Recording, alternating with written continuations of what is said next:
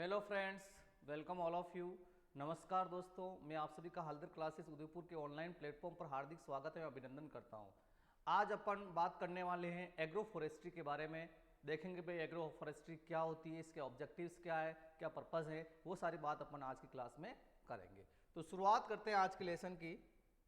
Agro forestry means the practice of agriculture and forest और you can say horticultural tree on the same piece of land. एक ही खेत पर जो है आपको एग्रीकल्चरल जो क्रॉप्स है उसके साथ साथ फॉरेस्ट ट्री या हॉर्टिकल्चर ट्री आपको लगाना ही आपका क्या कहलाता है, agro forestry. Basically agro plus forestry दो शब्दों से मिलकर बना है। एग्रो का बेसिकली अर्थ निकलेगा एग्रीकल्चरल क्रॉप्स और फॉरेस्ट्री अर्थात the forest tree. Forest tree का कल्टीवेशन करना ही आपका एग्रो फॉरेस्ट्री कहलाता है। यानी एक ही खेत पर फॉरेस्ट ट्री के साथ जो है कृषि फसल को अपन लेंगे तो उसको अपन एग्रो फॉरेस्ट्री के नाम से जानते हैं। Agro forestry is the collective name for the land use system and technologies where woody perennials जो होते हैं, बहुवर्षीय जो होती है वुडी नेचर के, जैसे ट्री हो गया, सर्ब्स हो गया, पाम हो गया, बम्बूस हो गया, etcetera are the deliberately used in the same piece of the land management unit as a agricultural crops and or animals in some for the special management or temporal sequence. यानी समय के साथ और उचित भूमि के उपयोग के लिए जो है खेत के सभी भाग को जो है आप यूज करने की दृष्टि से, काम में लेने की दृष्टि से जो खाली पड़ा जो स्थान है वहां पे आप फॉरेस्ट ट्री या ट्री जो है आपके पेरेनियल जो वुडी इन नेचर के ट्री हैं उनको आप खेत के यहाँ लगा देते हो, तो वो आपका एग्रो फॉरेस्ट्री सिस्टम के नाम से जाना जाता है, जिसमें लैंड का मैक्सिमम यूटिलाइजेशन किया जा सकता है। Then the involves two or more species of plants at least one of which is a woody। देखो मेन जो एग्रो फॉरेस्ट्री में है एग्रीकल्चर क्रॉप्स तो आप ले रहे हो, लेकिन जो फॉरेस्ट ट्री की बात हो रही है या ट्री की बात हो रही है और वो आपको पता है वो वुडी इन नेचर का आपका होगा। इट मींस 2 और 3 स्पीसीज प्लांट की वहां पे हो सकती है, लेकिन उसमें एक स्पीसीज आपकी वुडी इन नेचर की होगी। इट मींस वो आपका ट्री होगा जो आपको पता होना चाहिए। Then always has 2 or more outputs, उससे 2 या 2 से अधिक उत्पाद की प्राप्ति होगी। जैसा सीधी सी बात है कि आप एग्रीकल्चरल क्रॉप्स ले रहे हो तो उससे आपको अलग उत्पाद मिलेगा, दूसरा आप ट्री ले रहे हो, फॉरेस्ट ट्री ले रहे हो, उससे आपको अलग उत्पाद मिलेगा। इट मींस 2 प्रोडक्ट तो आपको मिलेंगे ही मिलेंगे, लेकिन बाय प्रोडक्ट और भी मिल सकता है। तो 2 या 2 से अधिक उत्पादों की प्राप्ति एग्रो फॉरेस्ट्री सिस्टम के अंदर होती है। Then cycle is always more than 1 year. ये जो इसकी जो एग्रो फॉरेस्ट्री की साइकिल होती है वह 1 साल से अधिक की होती है, क्योंकि 1 साल में पूर्ण नहीं हो पाती है, क्योंकि यहाँ पे जो ट्री है वो आपके पेरेनियल इन नेचर के होते हैं, बहुवर्षीय होते हैं, इस वजह से 1 साल से अधिक की इसकी साइकिल होती है। Positive and negative interactions are exhibited among the components. जो डिफरेंट जो कंपोनेंट्स है एग्रीकल्चरल क्रॉप्स है, ट्रीज है, इनके बीच पॉजिटिव और नेगेटिव इंटरेक्शन देखे जा सकते हैं। Even the simplest agro forestry system is a more complex ecologically. जो सिंपल जो एग्रो फॉरेस्ट्री सिस्टम होता है वो इकोलॉजिकल दृष्टि से बहुत ज्यादा कॉम्प्लेक्स होता है। It is a structurally and functionally अगर देखा जाए तो, and the economically then monocropping system. जो सामान्यतया किसान जो मोनोक्रॉपिंग करता है, सिंगल एक प्रकार की क्रॉप लेता है, यानी कि सिंगल क्रॉप जो है अपने फील्ड पर ग्रो करता है, उसके मुकाबले अगर एग्रो फॉरेस्ट्री सिस्टम अपनाया जाता है तो वो बहुत ज्यादा कॉम्प्लेक्स होगा इकोलॉजिकल दृष्टि से, स्ट्रक्चरली और फंक्शनली और इकोनॉमिकली दृष्टि से। इकोनॉमिकली दृष्टि से भी क्या होगा, मोनोक्रॉपिंग की अपेक्षा आपको एग्रो फॉरेस्ट्री सिस्टम में आपकी अर्निंग जो होगी वो आपकी बढ़ जाएगी, क्योंकि यहां पे आपको 2 या 2 से अधिक प्रोडक्ट आपको मिलने वाले हैं और 2 से अधिक आप जो प्रकार के प्लांट्स यहां पे लगा रहे हो, इस वजह से ये आपका थोड़ा डिफर होता है, जो आपको मालूम होना चाहिए। Then the next one, objectives of agroforestry। अब एग्रो फॉरेस्ट्री सिस्टम के उद्देश्य क्या है, पर्पस क्या है, एम क्या है या गोल क्या है एग्रो फॉरेस्ट्री सिस्टम के, वो बात अपने को करनी है। तो सबसे पहला, the agro forestry system should conserve and improve the site. जो पर्टिकुलर जो आपका स्थान है या भूमि है उसको संरक्षित करने के साथ साथ उसको इंप्रूव करने के लिए, उस साइट की महत्वता को बढ़ाने के लिए एग्रो फॉरेस्ट्री सिस्टम जो है बहुत ज्यादा इंपॉर्टेंट है। इट मींस जहां पे अपन एग्रीकल्चरल क्रॉप्स को आसानी से ग्रो नहीं कर सकते हैं या बहुत कम क्षेत्र है जहां ग्रो कर सकते हो, बाकी आपका खाली जो भूमि है ऐसी पड़ी हुई है, तो उस केस में आप वहां पे ट्री या पेरेनियल प्लांट्स आप वहां पे लेते हो, वुडी प्लांट्स आप वहां पे लेते हो, तो उस स्थान का जो है महत्व जो होता है वह आपका बढ़ता है, उससे आपको जो है आउटपुट मिलना शुरू हो जाता है, ये आपको पता होना चाहिए। Then the second one is the optimize the combined production of tree, agricultural crops and the animals. यानी सेम पीस ऑफ लैंड पे आप एग्रीकल्चर क्रॉप्स भी लोगे, आप ट्री भी लगाओगे और वहां पे एनिमल्स भी रखोगे, आप पशुओं को भी पालोगे, ये सारी चीज की जा सकती है इस एग्रो फॉरेस्ट्री सिस्टम में। तो इसके ये दो मेन जो है ऑब्जेक्टिव कहें, गोल कहें या एम, ये दो प्रकार के एम होते हैं। पहला तो साइट की जो है इंप्रूवनेस को बढ़ाना या उसको कंजर्व करना, और दूसरा उस साइट के ऊपर जो है आपको ऑप्टिमाइज जो है उसका कंबाइंड जो आपका इफेक्ट है ट्री का, एग्रीकल्चर क्रॉप्स का या एनिमल्स का, वो आपको लेना है।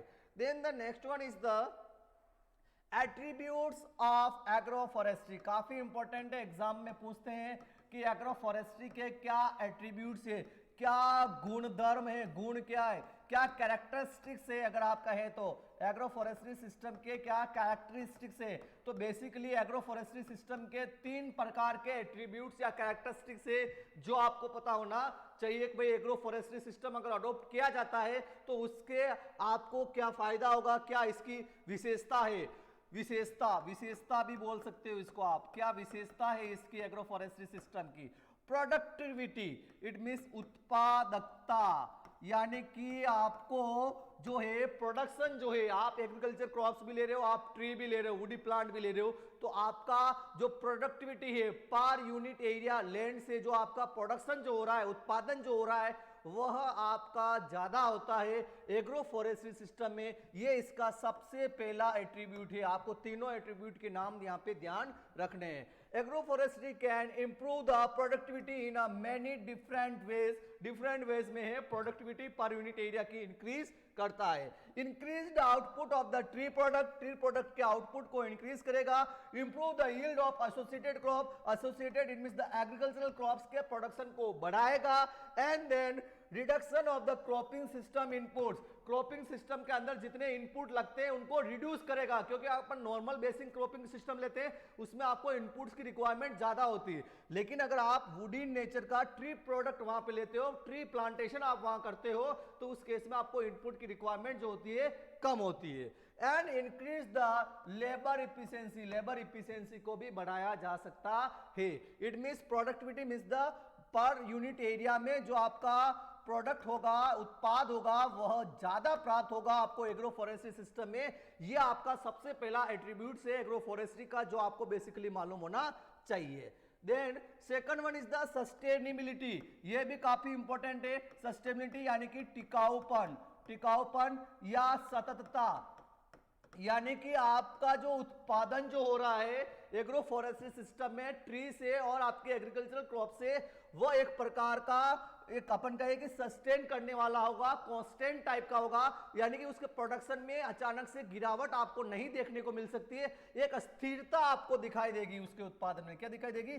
स्थिरता आपको वहां पे दिखाई देगी, वो ही उसका सस्टेनेबिलिटी है, टिकाऊपन है, जो आपको पता होना चाहिए। By conserving the production potential of the resources base mainly through the beneficial effects of the woody perennials on the soil, agroforestry can achieve and identically maintain the conservation and the fertility goals.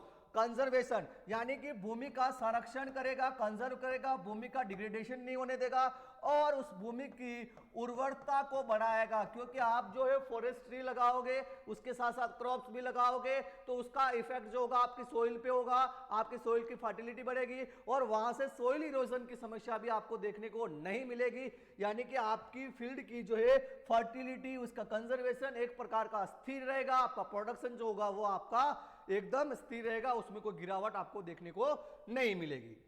Then the third one is the adaptability. Adaptability यानी आसानी से adopt किया जा सकता है या adopt हो जाता है। एग्रो फॉरेस्ट्री सिस्टम को कहीं पे भी अपन जहां पे अगर प्लान करते हैं तो वहां पे उसकी एडोप्टेबिलिटी को बढ़ाया जा सकता है या बन सकती है, जो आपको पता होना चाहिए। The word adopt here means the accept, यानी कि उसको एक्सेप्ट करने की क्षमता को ही अपन जो है अडोप्ट कहते हैं। improved or a new agroforestry technologies that are introduced into a new areas should also conform to the local farming practice। It mean जो लोकल फार्मिंग प्रैक्टिस जो किसान अपना रहे हैं उसके साथ साथ एग्रो फॉरेस्ट्री सिस्टम को भी अगर वो लेते हैं तो वो अडोप्ट हो जाएगा, वहां पे एक्सेप्ट हो जाएगा। यही इसका तीसरा एट्रीब्यूट होता है जो आपको मालूम होना चाहिए। तो एग्रो फॉरेस्ट्री सिस्टम के 3 प्रकार के एट्रीब्यूट्स अपन ने देखे। प्रोडक्टिविटी के बारे में देखा, सस्टेनेबिलिटी के बारे में देखा एंड आपका एडोप्टेबिलिटी के बारे में देखा। इन तीनों ही प्रकार के एट्रीब्यूट्स का हेडिंग आपको पता होना चाहिए, इसका आधार क्या है वो आपको पता होना चाहिए, जो एग्जाम में आपसे पूछा जा सकता है। Then the next one is the potential of agro forestry.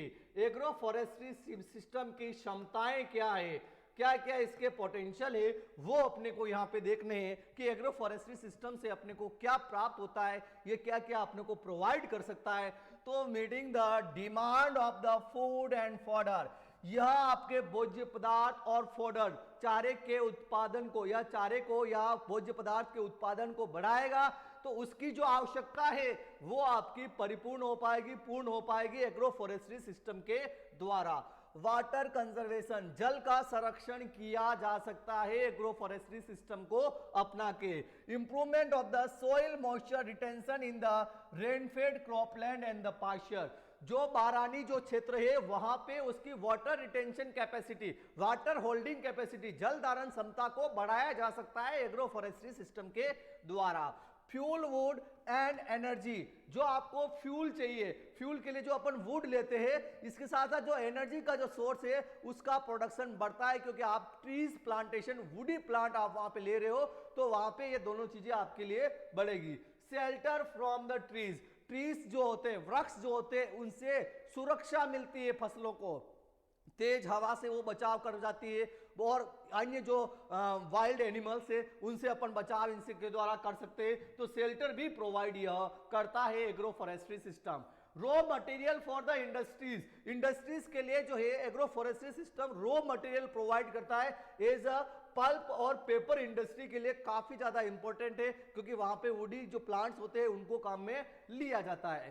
Case benefits, सीधा नकद मिलता है, पैसे की इनकम सीधी सी होती है, केस रूप में होती है। तो ये भी एक एग्रो फॉरेस्ट्री सिस्टम, क्योंकि इसके प्रोडक्ट्स आप बेचते हो तो आपको आमदनी सीधा नकद के रूप में कैश फॉर्म में ज्यादा होती है, जो आपको पता होना चाहिए। Increased yield and maximize the production, यानी आपका पर यूनिट एरिया जो है, आपका यील्ड जो होगा, उपज जो होगी वह ज्यादा होगी और उत्पादन भी ज्यादा होगा, तो उस क्षेत्र विशेष की जो आपकी महत्वता होगी वह बढ़ेगी। डाइवर्सिफाइड प्रोडक्ट, यानी कि भिन्न भिन्न प्रकार के उत्पाद मिलेंगे, क्योंकि ट्री से अलग प्रकार के उत्पाद मिलेंगे, वृक्ष से आपको अलग प्रकार के उत्पाद मिलेंगे। दूसरा, एग्रीकल्चरल क्रॉप्स आप वहां पे ले रहे हो, उससे आपको अलग प्रकार का उत्पाद मिलेगा। और वहीं पे अगर आप एनिमल्स को रियर कर रहे हो तो एनिमल्स से आपको अलग प्रकार का उत्पाद मिलेगा, यानी डाइवर्सिफाइड प्रोडक्ट आपको यहां पे देखने को मिलेंगे। Utilization of the waste land and degraded land, जो आपकी खराब पड़ी भूमि है या जो बंजर भूमि है उसका सुधार या उसके ऊपर उसको भी यूटिलाइज किया जा सकता है एग्रो फॉरेस्ट्री सिस्टम के अंदर, जो आपको मालूम होना चाहिए। प्रोवाइड एम्प्लॉयमेंट अपॉर्चुनिटीज, यानी रोजगार सृजन करने का काम भी एग्रो फॉरेस्ट्री सिस्टम करता है। अगर आप ट्री प्लांटेशन के साथ एग्रीकल्चर क्रॉप्स और एनिमल्स रियर कर रहे हो तो आपको लेबर की रिक्वायरमेंट होगी, और लेबर की रिक्वायरमेंट होगी तो अपन कहेंगे वहां पे रोजगार सृजन का भी कार्य वहां पे आपको देखने को मिलेगा। इंक्रीज द फार्म इनकम, यानी कि आप पर्टिकुलर जिस फील्ड पर जो है आप एग्रो फॉरेस्ट्री सिस्टम अपना रहे हो तो वहां पे आपकी इनकम जो होगी वह आपकी बढ़ेगी, फार्म इनकम आपकी बढ़ेगी। तो ये सारी जो है क्षमताएं या पोटेंशियल होती है एग्रो फॉरेस्ट्री सिस्टम की। इसीलिए अपन कहते हैं कि मोनोक्रॉपिंग की अपेक्षा अगर एग्रो फॉरेस्ट्री सिस्टम अगर किसान लेता है तो उसको बहुत ज्यादा बेनिफिट उसको देखने को मिल सकता है। उसकी जो ऐसी खाली पड़ी जो भूमि है, बेरेन लैंड है, वेस्ट लैंड है, उसका यूज जो है वह इफिशिएंटली कर सकता है, जो आपको मालूम होना चाहिए। Then the next word social forestry, सामाजिक सामाजिक सामाजिक फॉरेस्ट्री क्या होती है, सोशल फॉरेस्ट्री क्या होती है, ये अपने को देखना है। समाज की दृष्टि से जो ये फॉरेस्ट्री सिस्टम को अडॉप्ट करना, वह आपकी सोशल फॉरेस्ट्री है। It means the practice of the forestry on the land outside the conventional forest area for the benefit of the rural and urban communities. It means जहां पे आपका conventional यानी कि जहां पे आपका जंगल फॉरेस्ट यानी कि जो आपका प्राकृतिक रूप से अगर देखें तो जो प्राकृतिक रूप से जो जंगल है, जो आपके वन वृक्ष वहां पे जो लगे हुए हैं, फॉरेस्ट जहां पे लगे हुए, उसके अलावा आप किसी दूसरे स्थान पर ग्रामीण या शहरी क्षेत्रों के आसपास अगर आप फॉरेस्ट्री सिस्टम अडॉप्ट करते हो तो वो आपका सोशल फॉरेस्ट्री कहलाएगा, क्योंकि उसका जो आपका पर्पस होगा वो मेन पर्पस ये होगा कि ग्रामीण और शहरी जो लोग हैं उनको किसी न किसी प्रकार से उस फॉरेस्ट्री सिस्टम से फायदा हो सके। जब इस उद्देश्य के साथ अगर फॉरेस्ट्री सिस्टम अगर लगाया जाता है तो उसे अपन सोशल फॉरेस्ट्री के नाम से जानते हैं, जो आपको मालूम होना चाहिए। द टर्म कॉइन्ड बाय, यह टर्म किसने दी, जेसी वेस्टबॉय के द्वारा दी गई। ये नाम भी आपको ध्यान रखना है कि सोशल फॉरेस्ट्री टर्म जो है किसने दी, क्यों कॉइन्ड की। It was the first recognized as the important component of the forestry for the meeting rural needs in the interim report of the National Commission on Agriculture in 1976। National commission on agriculture की जो उसके अंदर जो है इस term को पहली बार ग्रामीणों की आवश्यकता की पूर्ति के लिए सोशल फॉरेस्ट्री शब्द को काम में लिया गया, और यह शब्द जेसी वेस्टो बाय के द्वारा दी गई, जो आपको मालूम होना चाहिए। इसका एम क्या है, इसका ऑब्जेक्टिव क्या है, उद्देश्य क्या है सोशल फॉरेस्ट्री का, to fulfil the basic and the economic needs of the community. समुदाय की जो सामान्य आवश्यकताएं हैं और उनकी जो आर्थिक आवश्यकताएं हैं उनकी पूर्ति करना ही सोशल फॉरेस्ट्री का उद्देश्य है, जो आपको पता होना चाहिए। तो इनमें सोशल फॉरेस्ट्री जो है आपकी कन्वेंशनल फॉरेस्ट्री से अलग हटके, क्योंकि कन्वेंशनल जो फॉरेस्ट्री है वो तो आप जो फॉरेस्ट एरिया है वहां पे आप फॉरेस्ट की बात कर रहे हो, लेकिन सोशल फॉरेस्ट्री के अंदर अगर आप रूरल या अर्बन एरियाज के पास रूरल और अर्बन कम्युनिटीज के लिए अगर आप फॉरेस्ट डेवलप करते हो और उसके साथ आप जो एग्रीकल्चर क्रॉप्स और ये सारी लेते हो तो वो आपका सोशल फॉरेस्ट्री कहलाता है। वहां पे आपका जो मेन जो एम होता है वो ये होता है कि रूरल और अर्बन कम्युनिटीज को बेनिफिट कैसे दिया जा सके, उनकी बेसिक नीड्स को फुलफिल कैसे किया जा सके, उनको इकोनॉमिकली इंप्रूव उनको कैसे किया जा सके, ये सारा ध्यान यहाँ पे रखा जाता है, जो आपको मालूम होना चाहिए। ये टर्म किसने दी, सबसे पहली बात कौन से कमीशन के द्वारा की गई है, ये आपको यहाँ पे मालूम होना चाहिए। Then the next one is the scope of the social forestry। Social forestry के क्या क्या स्कोप हो सकते हैं, इसके क्या क्या क्षेत्र है, सामाजिक फॉरेस्ट्री के क्या क्या क्षेत्र है, कहां कहां पे सोशल फॉरेस्ट्री काम में ली जा सकती है। तो इसमें सबसे पहला फार्म फॉरेस्ट्री, यानी जो आपका फार्म है, फील्ड है, वहां पे फॉरेस्ट्री को डेवलप किया जा सकता है। The practice of the forestry on the farms in the form of the raising rows of the trees on bands or a boundaries of a field। जैसे इसका सीधा सा अर्थ ये है कि आपका जो पर्टिकुलर जो आपका फील्ड है, जैसे सेफोर ये आपका फील्ड है, इस फील्ड के अंदर जो है आप क्रॉप को सोन कर रहे हो, आप एग्रोनॉमिकल क्रॉप्स या एग्रीकल्चर क्रॉप्स आप वहां पे रो के अंदर उस फील्ड के अंदर आप लगा रहे हो।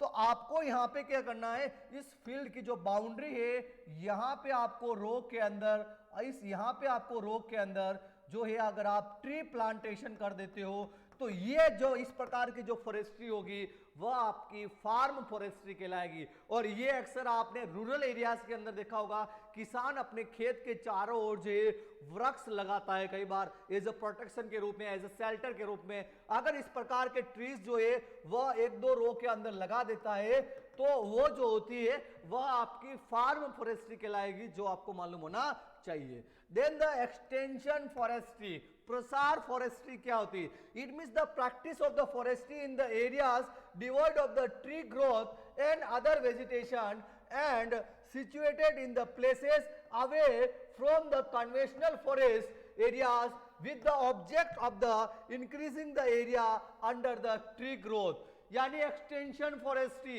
यानी कि सीधा सा अर्थ है कि एक्सटेंशन यानी कि जो फॉरेस्ट्री प्रसार करने के लिए, प्रचार करने के लिए, यानी कि लोगों को बताने के लिए लगाई जाती है, यानी कि पौधों की, प्लांट की, ट्री की जो है उसकी अपन कहें कि ट्री ग्रोथ को बढ़ावा देने के लिए किसी क्षेत्र में लगाई जाती है, वो आपकी एक्सटेंशन फॉरेस्ट्री कहलाती है। ये आपके कन्वेंशनल जो फॉरेस्ट्री आप लगा रहे हो वहां से हटके आप दूसरे स्थान पे लगाते हो for the extension, to increase the area of the tree, tree के एरिया को इंक्रीज करने के लिए जो लगाई जाएगी वो आपकी एक्सटेंशन फॉरेस्ट्री कहलाएगी।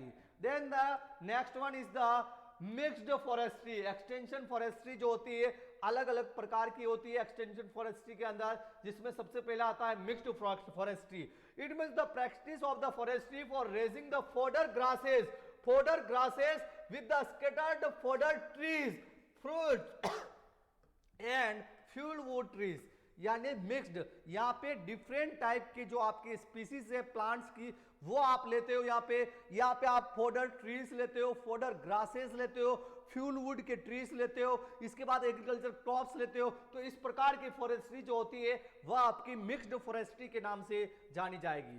देन द शेल्टर बेल्ट्स, यानी सुरक्षा कवच के रूप में शेल्टर करने के लिए, आपके एग्रोनॉमिकल क्रॉप्स को शेल्टर देने के लिए, सुरक्षा देने के लिए, जो एक प्रकार से सुरक्षा देने के लिए जो ट्रीज लगाए जाते, अ बेल्ट ऑफ ट्री का एक प्रकार का बेल्ट होता है, और serves maintain for the purpose of the shelter from the wind.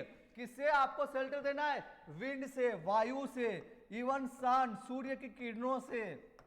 इसके साथ स्नो ड्रिफ्ट, जो स्नो ड्रिफ्ट है आपका, स्नोफॉल है, उससे they are generally more extensive than the wind breaks, covering areas larger than a single farm. यानी कि आपका पर्टिकुलर कोई फील्ड है, उस फील्ड में आप एक साइड में क्या करोगे, यहाँ पे आप शेल्टर बेल्ट्स लगाओगे, और शेल्टर बेल्ट्स में क्या करते हैं, पीछे टॉल प्लांट्स, उसके बाद मीडियम हाइट वाले प्लांट, और उसके बाद जो आपकी लेस हाइट वाले प्लांट्स जो होते वह लगाए जाते हैं। और ये काफी ज्यादा एक्सटेंसिव होता है विंड ब्रेक की अपेक्षा से, और इसका मेन पर्पस होता है कि जितने भी अबायोटिक जो फैक्टर्स है, biotic as well as abiotic, majorly abiotic factor से आपकी एग्रोनॉमिकल क्रॉप्स या एग्रीकल्चर क्रॉप्स को आपको प्रोटेक्ट करने के उद्देश्य से आप लगा रहे हो, तो उसे अपन शेल्टर बेल्ट के नाम से जानेंगे।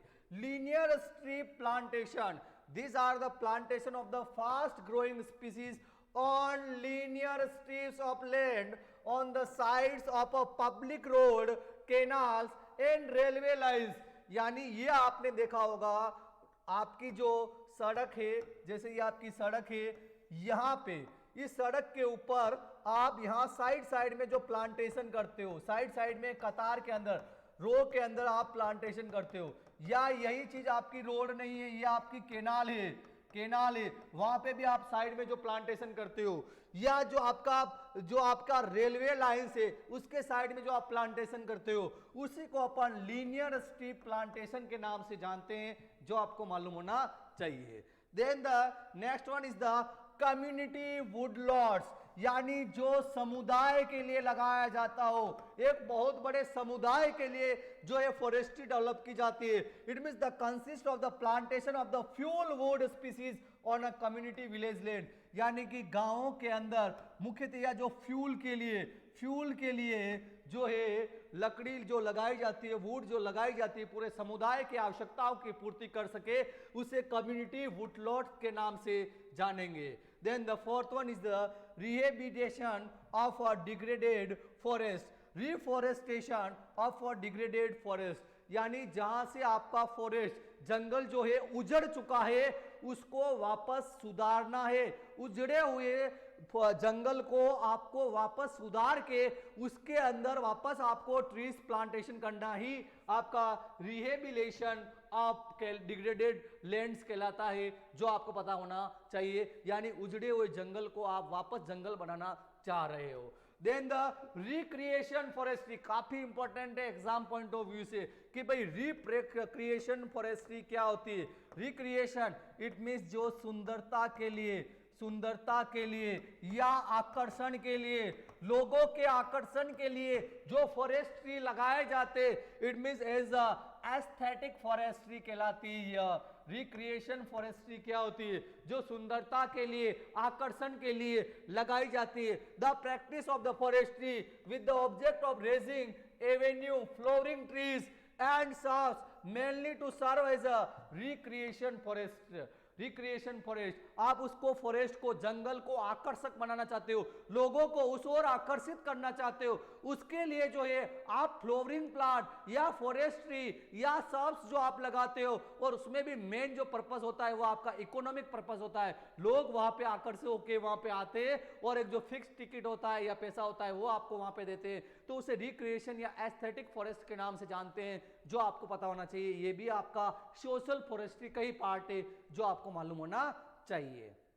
Then what is the difference between the agro forestry and social forestry. अपन ने सबसे पहले एग्रो फॉरेस्ट्री की बात की, और एग्रो फॉरेस्ट्री के अंदर अपन ने देखा कि पर्टिकुलर फील्ड के अंदर फॉरेस्ट्री के साथ आप एग्रीकल्चरल क्रॉप्स आप लेते हो तो वो आपका एग्रो फॉरेस्ट्री है। देन अपन ने देखा social forestry.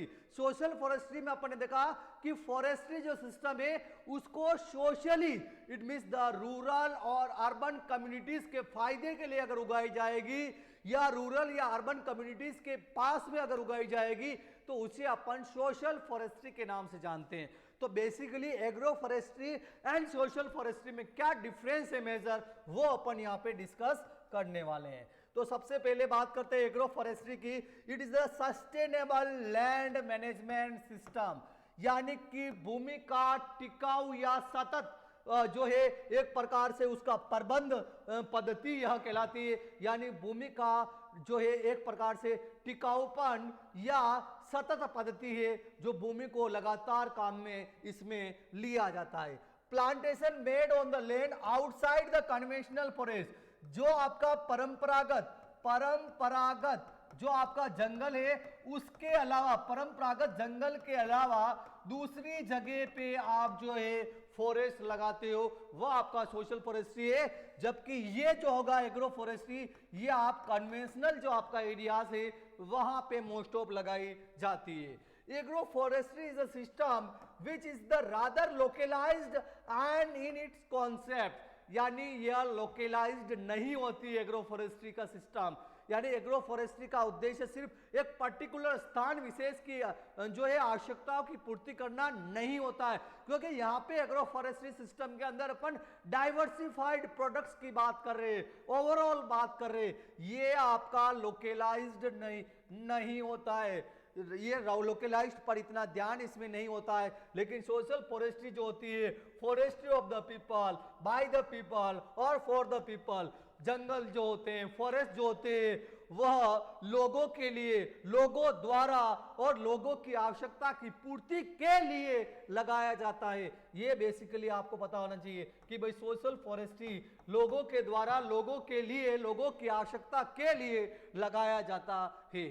Social agro forestry practice mostly in the farmers field, ये सामान्यतया जो किसान का जो खुद का खेत है वहां पे वो अपना सकता है। जो लैंड वो एग्रोनॉमिकल क्रॉप्स या इसी और में नहीं ले रहा है, वह एग्रो फॉरेस्ट्री सिस्टम वो डेवलप कर सकता है। Social forestry vacant land, community land, जो खाली पड़ी जो भूमि है, समुदाय की भूमि है, या अपन कहें कि समाज की जो भूमि है, वहां पे जो फॉरेस्ट्री लगाएंगे वह सोशल फॉरेस्ट्री आपकी कहलाएगी। Then involves integration of two or more than two components in a cultivated, यहाँ पे दो या दो से अधिक प्रकार के जो स्पीसीज है, पौधे हैं, वह एग्रो फॉरेस्ट्री सिस्टम के अंदर लगाए जाते हैं। जबकि सोशल फॉरेस्ट्री के अंदर tree and shrubs are to be used to harvest multiple products प्राप्त करने के लिए ट्री और सब्स जो है वहां पे लगाई जाती है। तो बेसिकली एग्रो फॉरेस्ट्री और सोशल फॉरेस्ट्री में ये डिफरेंस होता है। सीधा डिफरेंस यही है कि एग्रो फॉरेस्ट्री सिस्टम जो है इंडिविजुअल फार्मर्स यानी अकेला किसान भी लगा सकता है अपनी खुद की भूमि पर, जबकि सोशल फॉरेस्ट्री जो होगी जो कम्युनिटी की जो लैंड है वहां पे समुदाय के द्वारा बहुत सारे लोगों के द्वारा लगाया जाता है। उसका उद्देश्य उस पूरे कम्युनिटी का फायदा वहां पे देखा जाता है। तो इन दोनों के अंदर ये डिफरेंस होता है। तो आज की क्लास के अंदर अपन ने डिस्कस किया कि भाई एग्रो फॉरेस्ट्री क्या है, एग्रो फॉरेस्ट्री को किस प्रकार से डिफाइन कर सकते हैं अपन, देन एग्रो फॉरेस्ट्री के क्या कैरेक्टरिस्टिक्स है वो अपन ने यहाँ पे देखे। एग्रो फॉरेस्ट्री के जो एट्रीब्यूट्स जो थे आपके प्रोडक्टिविटी हो गया, सस्टेनेबिलिटी हो गया, अडोप्टेबिलिटी हो गया, इसके साथ साथ एग्रो फॉरेस्ट्री सिस्टम के क्या पोटेंशियल है वो अपन ने यहाँ पे देखा। देन अपन ने सोशल फॉरेस्ट्री की बात की, different type of social forestry की बात की, स्कोप क्या है एग्रो फॉरेस्ट्री की वो अपन ने बात की। देन द एग्रो फॉरेस्ट्री और सोशल फॉरेस्ट्री में मेन डिफरेंस क्या है वो अपन ने यहाँ पे बात की। या आज के लिए अपन क्लास को यहीं पे समाप्त करते हैं। Thank you very much.